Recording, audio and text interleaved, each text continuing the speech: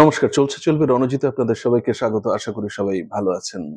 আমি প্রথমে আপনাদের একটা ভিডিও দেখাবো রাজ্য সম্মেলনের। আপনারা ইতিমধ্যেই হয়তো রাজ্য সম্মেলনের বিভিন্ন চিত্র আমি এটা দেখাচ্ছি এই কারণে আমার থাম্বনেলটার সাথে সামঞ্জস্যপূর্ণ কিনা সেটা আমি বলবো তারপরে। আগে একটু ভিডিওটা দেখে নেন, তারপরে কিছু কথা বলি।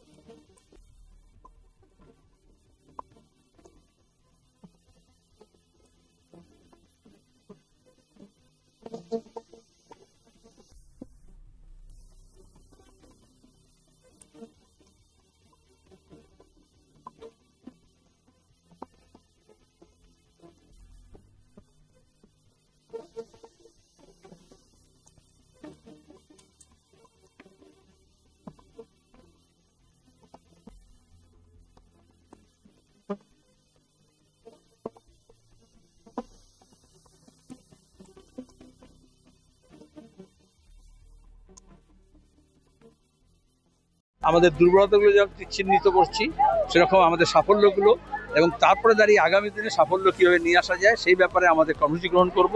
নেতৃত্ব নির্বাচন করব। 22 থেকে 25 আমাদের চলবে। 25-এ আমাদের এই সম্মেলন শেষ হবে। 26শে ফেব্রুয়ারি থেকে 26-এর প্রস্তুতি শুরু হবে। মানে এই সম্মেলনে তো 26টা ভীষণভাবে গুরুত্বপূর্ণ থাকছে, যেহেতু বিধানসভা নির্বাচন সেলিমটা 25-এর পরে 26 থেকে শুরু হবে। তো দেখলে আমাদের পলিট ব্যুরো সদস্য আছি আমরা 10 জন, তার সঙ্গে দাঁড়িয়ে কেন্দ্রীয় কমিটির সদস্যরা আছেন 12 জন এবং সম্মানীয় প্রতিনিধি হচ্ছেন তারাই যারা আমাদের কেন্দ্রীয় কমিটির সদস্য ছিলেন কিন্তু এখন কমিটিতে নেই। তারপরে আমাদের যারা প্রতিনিধি নির্বাচিত আছেন, দর্শক আছেন, বিশেষ আমন্ত্রিত আছেন 555 জন মোট, এবং তার মধ্যে 555 জনের মধ্যে 100 জন হচ্ছে মহিলা। এবং প্রত্যেকবার সম্মেলন এবার প্রথম গুরুত্ব হচ্ছে সম্মেলনের মধ্যে ক্রিডেন্সিয়াল পরিচিতি কমিটি হয়, তারা পরিচিতি গ্রহণ করে। আমরা সম্মেলনে প্রবেশের আগেই পরিচিতি পত্রের কমিটির কাজ শেষ করেছি এবং আজকেই সেই পরিচিতি দেখেই সম্মেলন শুরু হবে, পরিচিতি রিপোর্টটা রাখা হবে। তোমাদের আমন্ত্রণ করছি 25-এ ডানকুনিতে স্পোর্টস ইন্ডিয়ার মাঠে, তোমরা এসো, সেখানে ঘোষিত হবে।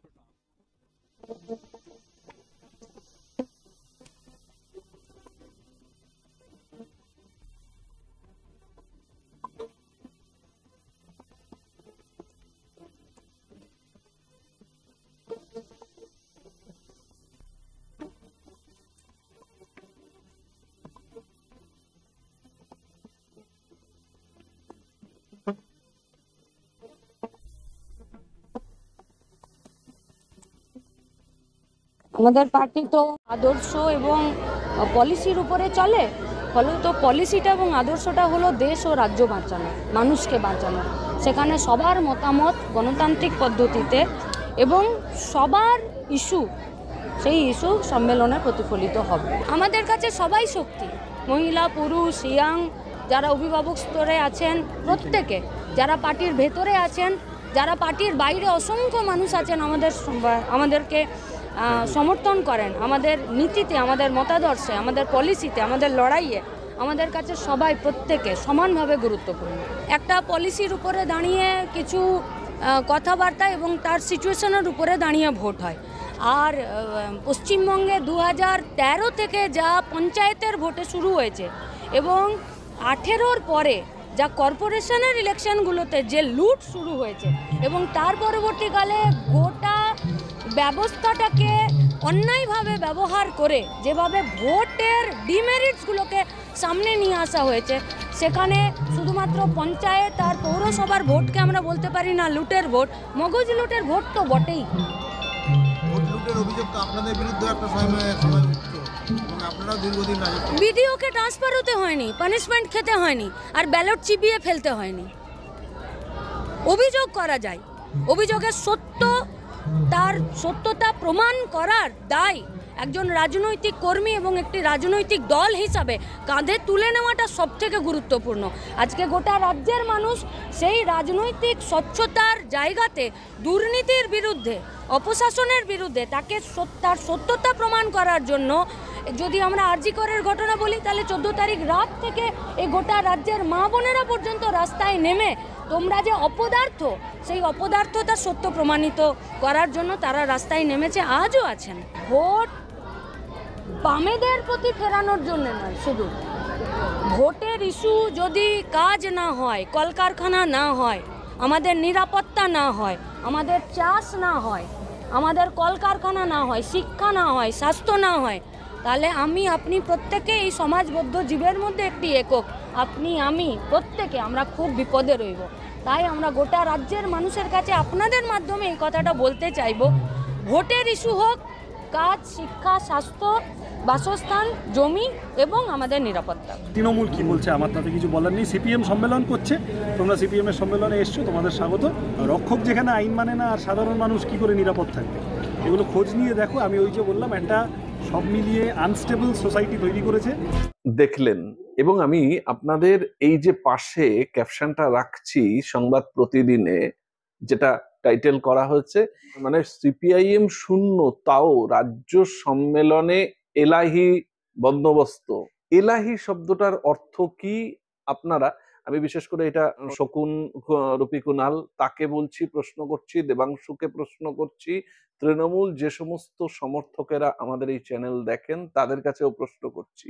এলাহি শব্দের অর্থ যতটুকু বাংলা পড়েছি তাতে বোঝায় যে কোনো একটা ব্যবস্থাপনা, যে ব্যবস্থাপনায় আমার যা ক্ষমতা তার থেকে অনেক বেশি, তার ঊর্ধ্বে উঠে, বা সাধারণ মানুষের কাছে আমার আভিজাত্য কিভাবে প্রকাশ করব, আমার প্রত্যেকটা বিষয়ে, সে আমার ডেকোরেশন হোক, আমার খাওয়া দাওয়া হোক, টোটাল ইভেন্ট ম্যানেজমেন্টটা যেভাবে অনুষ্ঠিত হবে সেখানে বিরাট বৈভবের চিহ্ন থাকবে।